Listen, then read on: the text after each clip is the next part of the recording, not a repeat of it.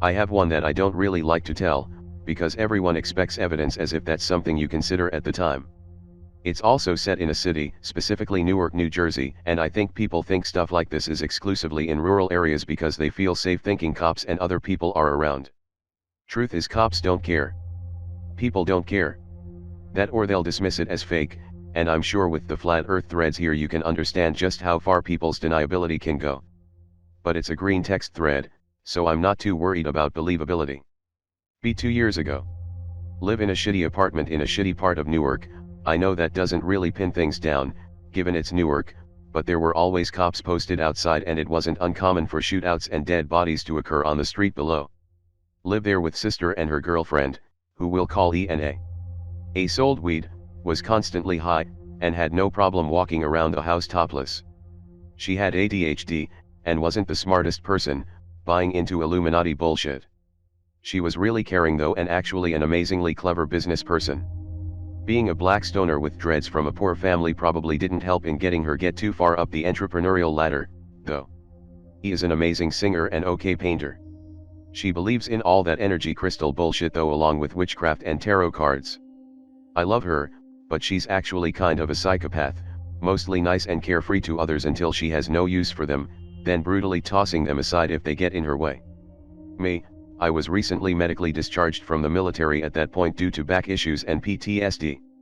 Don't worry, this isn't one of those. And then I pulled out my katana stories, just establishing the setting, and it likely explains why it took us so long to realize what was going on. We're all some type of crazy, so it just seemed par for the course. Anyway, the apartment building.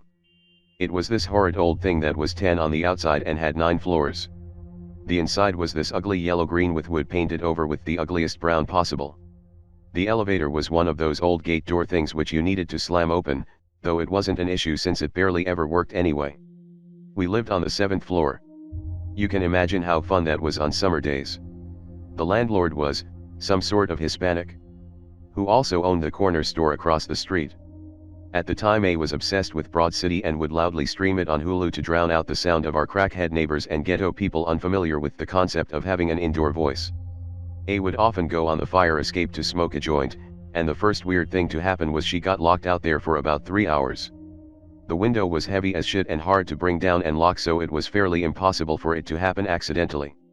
It was just me there and I was locked in my room reading, so I didn't hear her yell, and boy was she pissed after thinking it was me pulling a prank. That kinda went out the window though when she got back in and noticed the laptop she had been streaming on had basically every image file she had open.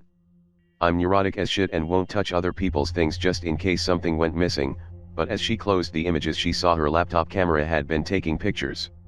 Nothing too mysterious, just the bookshelf it was pointed at. Her reaction was mostly along the lines of whoa, spooky, but not too worried. This was one of the days the elevator was working, but shitty as it was, it got stuck halfway through the 4th floor.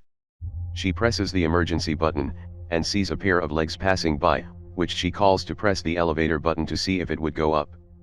Anyway, Red Shoes doesn't respond, and when she tried to get closer to see who it was, they instinctively back away. Whatever, crackheads. She wasn't there for long before someone pressed the button at least, but about 3 days later we found out this wasn't an isolated incident. Someone new had been moving in on the next floor, and apparently got locked into their apartment when they were trying to head back down to get more boxes.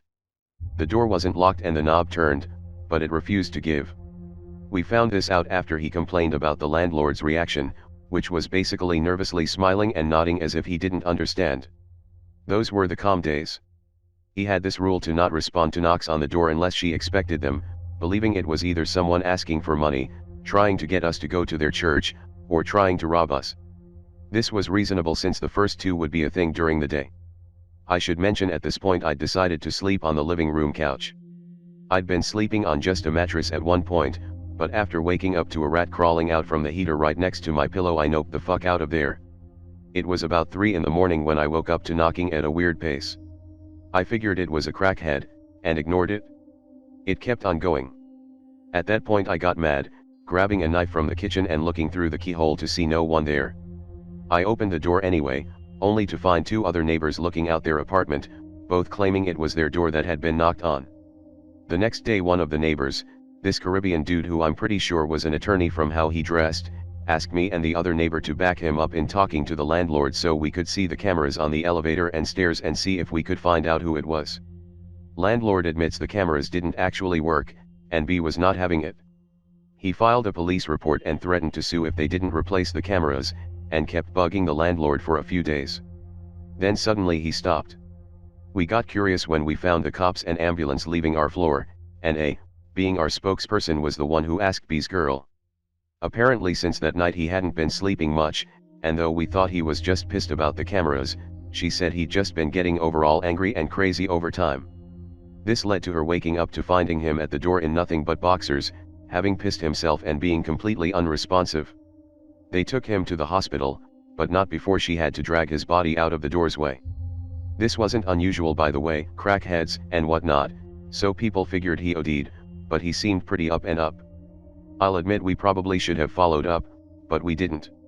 So it was E who kind of mentioned the next part. B's girl had sort of just started acting way too happy, responding to E's chit-chat with an unbreaking smile and vague responses. It was a bit later when people started suggesting that maybe. A few days later, the other neighbor that had opened the door with me had called the cops on her.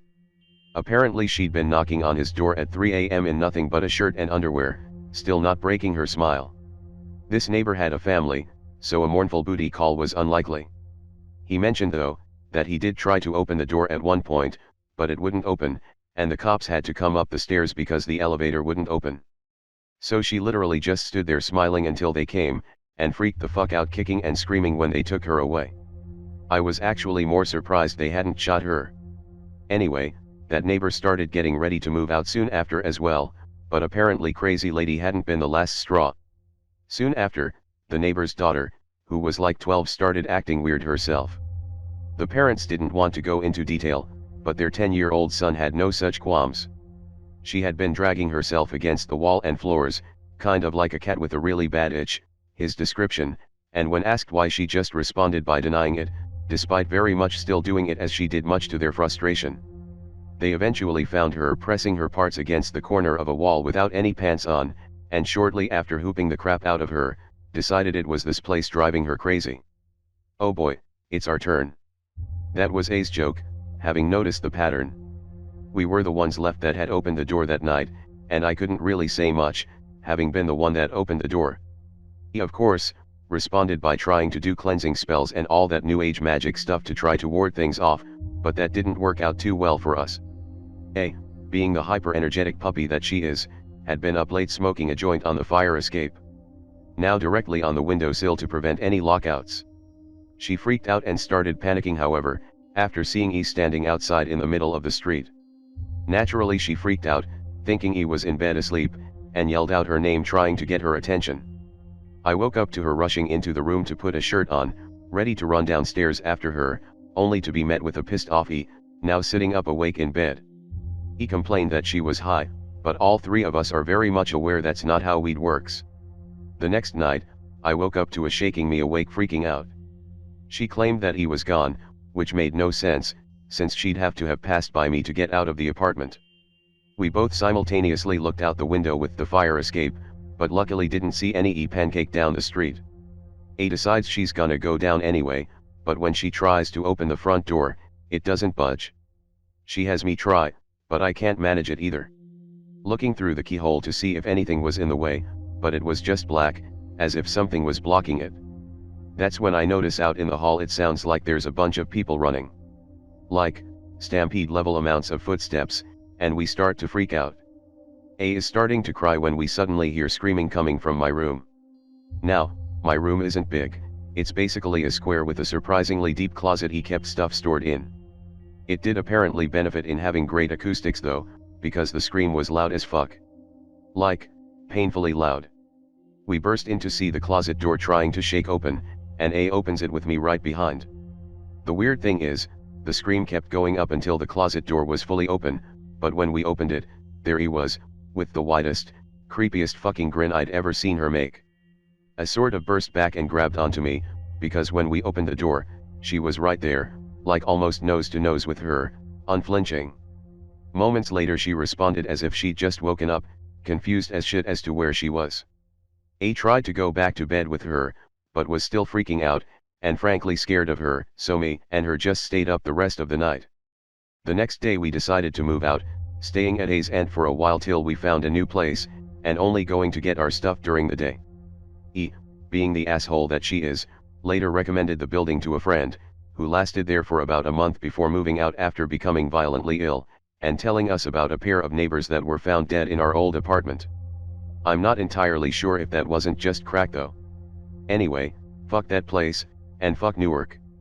I'm not gonna lie, we were both kind of assholes to E for a bit, avoiding eye contact and being alone with her, but we were pretty fucking terrified.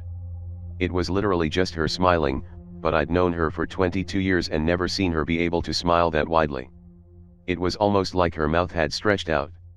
She's the one that suggested later that maybe it was something roaming the hallway, which explains why we couldn't get to it whenever shit was going on, but that didn't explain her being in the street.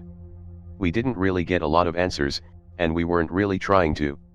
There weren't any after effects once we left though, so she's good now at least.